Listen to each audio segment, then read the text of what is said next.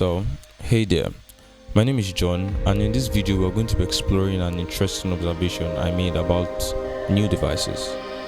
Specifically, we're going to be discussing color accuracy and vibrancy on newer Samsung phones.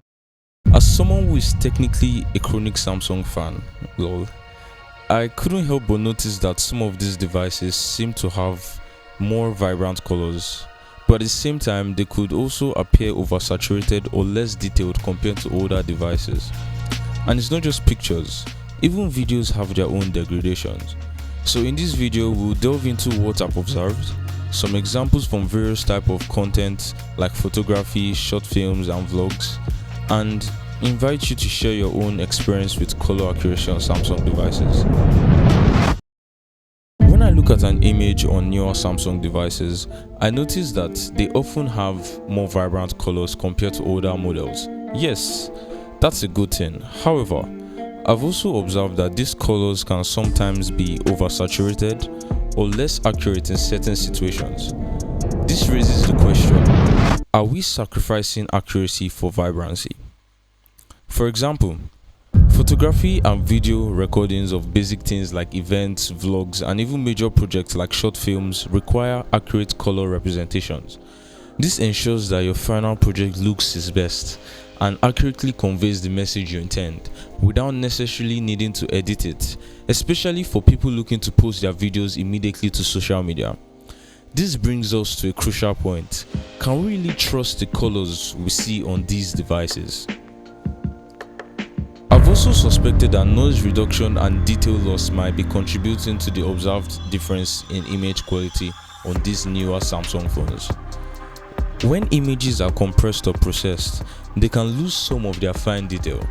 This can result in a less than ideal viewing experience, especially for users who prefer higher quality images that will still be good enough for the nearest future or want to edit them later in applications like Photoshop and the rest.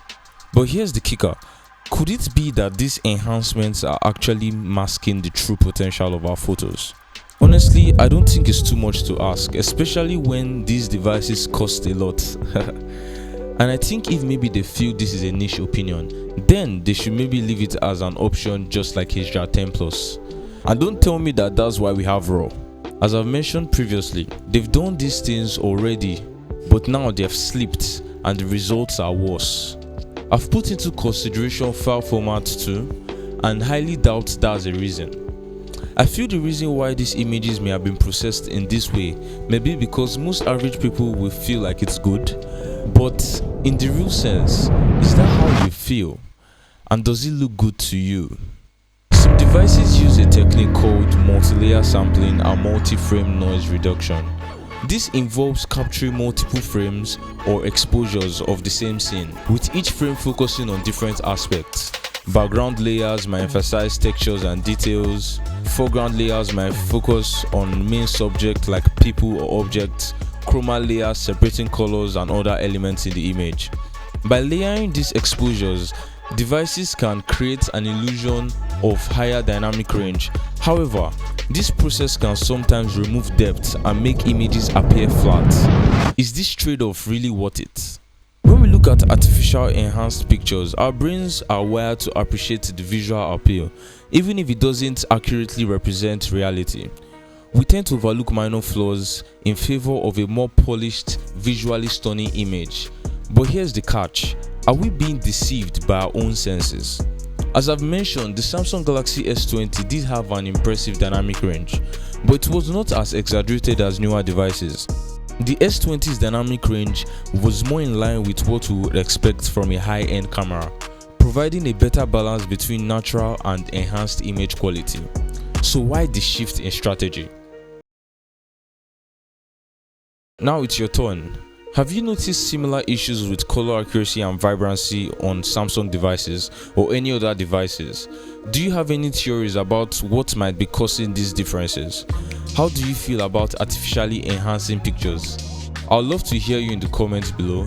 Share your thoughts, experiences, or suggestions from how we can improve color accuracy on Samsung devices. But before I go, I'd like to leave you with this.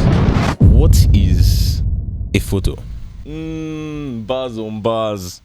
That's it for today's video. I hope you found this exploration of color accuracy and vibrancy on Samsung devices interesting and innovative. As I always say, accurate color representation doesn't necessarily mean perfect. If you go to this part of the video, then you most likely are interested in making the best use of your tech. And there's a greater tendency that you don't know what HDR10 Plus is and what next level results you can get out of your phone just by turning this option on. So don't think about it, just click the button here. Till then, stay blessed. Na, na, na, na, na.